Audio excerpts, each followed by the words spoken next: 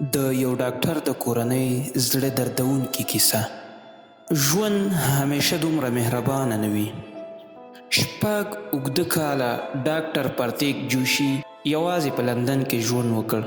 په دغه کلونو کې د ژوند هره شیبه یوه موخه لرله. زما کورنۍ باید زما ترڅنګ وي، زما ماشومان باید دلته لوی شي، زما میرمن باید دلته وي. هغه هر قانوني سند، هر ویزا، هر فورمه او هر تقاضا چمتو کړه.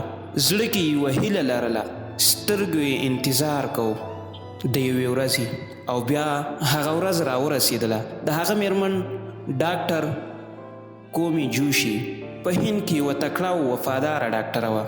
هغې د خپل هیواد د خپلو ناروغانو او د خپلې دندې نه قرباني ورکړه او دنده یې پرېښوده د ژوند د نوي فصل لپاره. ماشومانو له خپل ښوونځي او ملګرو سره وروستی خدای پاماني وکړه. زړونه یې ډک وو، سترګې یې ډنډ وې، خو امیدي موسکا یې پر شونډو وه. دوی د ایر انډیا 101 الوتکه کې سپاره شول. یوه طرفه ټکټ د نوي راتلونکي او نوو هیلو او یو ځای ژوند لپاره. پرتیک چې زړه یې له شکر، مینې او هیجان نه ډک و.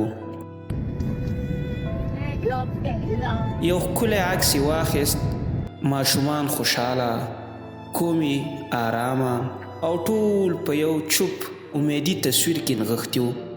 عکس یې د کورنۍ په ګروپ کې واستو او لاندې ولیکل: راتلونکی تمځای کور. خو الوتکه هیڅکله کور ته ونه رسېده.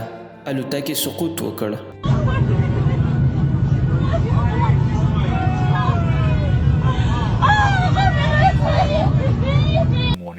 Just 2 days after the tragic event in India, and I can't say that I'm shocked anymore. The last year or so, some of the commercial accidents that we've had, it's pretty devastating. When we think about it, I've certainly never seen anything like this before. I've been flying almost 10 years now. I know of crashes in general aviation in the private sector, but the last couple we've had now are pretty big ones. And I want to say this is probably the worst.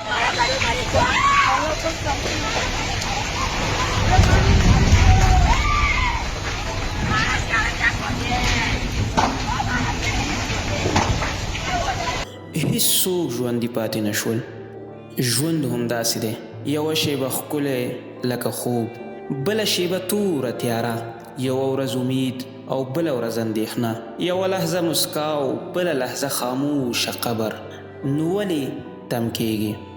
هغه خبرې وکړه چې زړه دې غواړي، هغه خلک ونیسه چې ته یې خوښوې، هغه بخه وکړه چې زړه دې سپک کړي، هغه خوب تعقیب کړه چې ژوند درکوي.